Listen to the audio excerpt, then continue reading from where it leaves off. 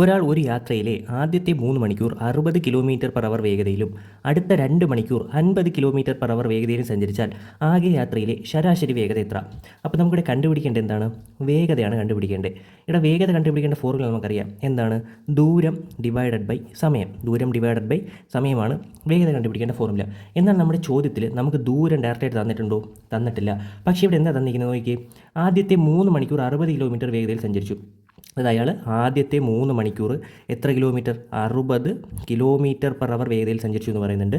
അടുത്ത 2 മണിക്കൂർ 50 km/h വേഗതയിൽ സഞ്ചരിച്ചു. നമുക്കിതിൽ നിന്ന് നമ്മൾ ദൂരം കണ്ടുപിടിക്കണം. ഇവിടെ ദൂരം കണ്ടുപിടിക്കാനുള്ള ഫോർമുല നമുക്കറിഞ്ഞൂടെ? ദൂരം കണ്ടുപിടിക്കേണ്ട ഫോർമുല എന്താണ്? വേഗത ഗുണം സമയമല്ലേ? വേഗത ഗുണം സമയമാണ് ദൂരം കണ്ടുപിടിക്കേണ്ട ഫോർമുല. അങ്ങനെയാണെങ്കിൽ നമുക്ക് സമയവും തന്നിട്ടുണ്ട്, വേഗത തന്നിട്ടുണ്ട്, ദൂരം കണ്ടുപിടിച്ചൂടെ? അങ്ങനെയാണെങ്കിൽ അയാൾ 3 മണിക്കൂർ കൊണ്ട് 60 km/h വേഗതയിൽ സഞ്ചരിച്ച ദൂരം കണ്ടുപിടിക്കാൻ എന്ത് ചെയ്താൽ മതി? 3 × 60 = 180 km. 3 മണിക്കൂർ കൊണ്ട് 60 km/h വേഗതയിൽ സഞ്ചരിച്ച ദൂരമാണ് 180 km. അതുപോലെ 2 മണിക്കൂർ കൊണ്ട് 50 km/h വേഗതയിൽ സഞ്ചരിച്ച ദൂരം കണ്ടുപിടിക്കാൻ 2 × 50 = 100 km.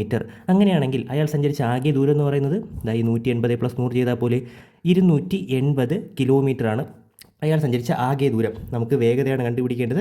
ദൂരം ഡിവൈഡഡ് ബൈ സമയമാണ് വേഗതയുടെ ഇക്വേഷൻ. നമുക്ക് ദൂരം കിട്ടി 280 km.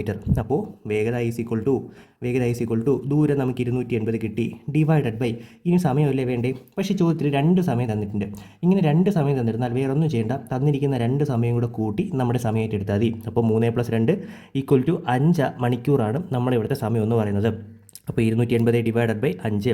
നോക്കിയേ, ദൂരം കിലോമീറ്ററിലാണ്, സമയം മണിക്കൂറിലാണ്. യൂണിറ്റിലൊന്നും ഒരു ചേഞ്ച് വരുത്തണ്ട. ഇതങ്ങ് ചെയ്താൽ മതി. = 28 5 എത്ര തവണ? 5 5 25, ശിഷ്ടം 3, 30 6 തവണ.